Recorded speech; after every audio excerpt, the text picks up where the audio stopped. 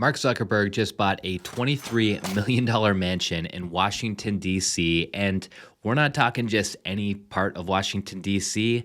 Mark's new mansion is located just 10 minutes away from the White House, and people are asking questions. See, Zuckerberg was once a critic of Trump, but earlier this year, he began to show more support for the president. I mean, on a personal note, seeing Donald Trump get up after getting shot in the face and pump his fist in the air with the American flag is one of the most badass things I've ever seen in my life. But, and I think, look, at some level as an American, it's like hard to not get kind of emotional about that spirit. In today's episode, let's dive into this trend of billionaires that seem to be flocking to Washington, D.C., and we need to take a look at Mark's new house together, too. I've got a bunch of photos to share with you guys.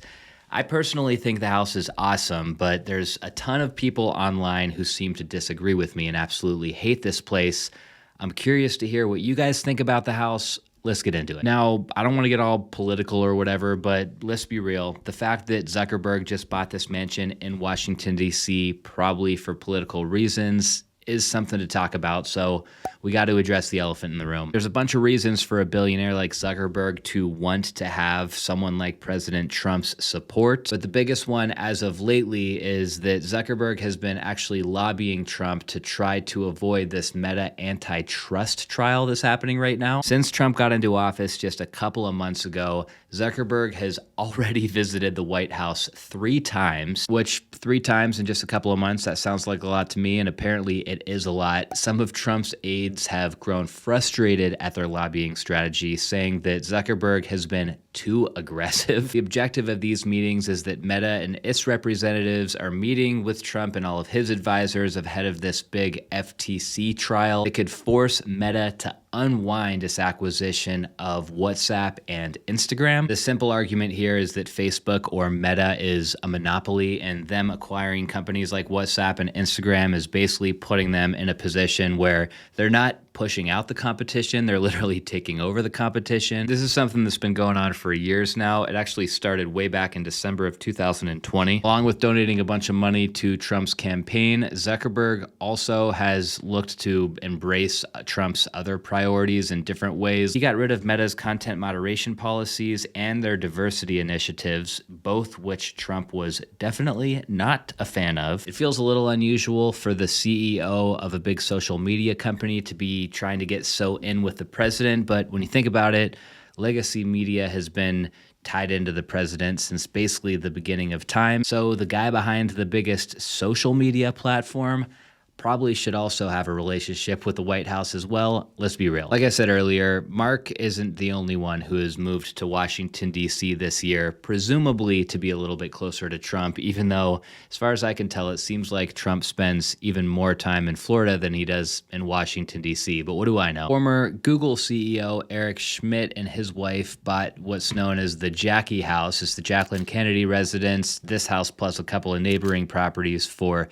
$15 million at auction. This actually happened last year. The PayPal founder, David Sachs, bought a $10.3 million residence in Northwest DC. Then Jeff Skoll, the former president of eBay, he bought a $17 million compound. This one was actually in Virginia, but it's just outside of Washington, D.C. It goes way beyond just these guys. A VP of Sotheby's said that they've been very overwhelmed by the wealth factor that has come to Washington since the election. He said it's actually gotten to the point where agents have resorted to calling their Washington clients and asking if they'd be interested in selling to newcomers. Back to Zuckerberg, let's take a look at his new mansion. The home was built in 2017. It's got 11,000 square feet with 5 bedrooms, 8 bathrooms, and a 4,800 square foot basement. And at Mark's purchase price of $23 million, this place makes for the 3rd most expensive sale in the city's history. Obviously, I don't want to get into any details about the exact location here, but let's just put it this way. We are in one of the most premium neighborhoods that you can get for this area. And for photos, it's pretty awesome because the original architect who designed this house still has all the photos up on his website. website. So let's check them out. The order of these shots is kind of random, so we're just going to take it as they come.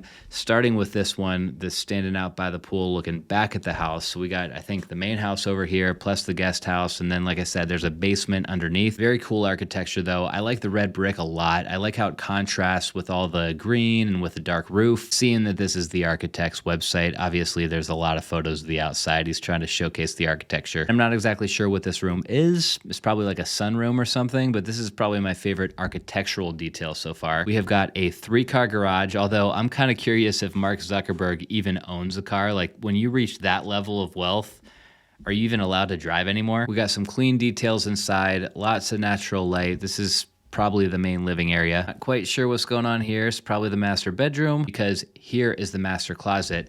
Notice something though, when you've got windows like this in your master closet, you basically have to close up all your clothes. Otherwise, they're gonna get like all messed up and sun faded. This is what the master bathroom looks like. Honestly, a bit underwhelming for the size and the price point of this house. We could guess that this is the office, some other random seating area, probably right off the entry. Here's an inside shot of that sunroom. So what can you do in here? I guess not much more than sit down and like have a coffee and read a book, but what a cool room. I am just in complete awe of how lush and green this property is.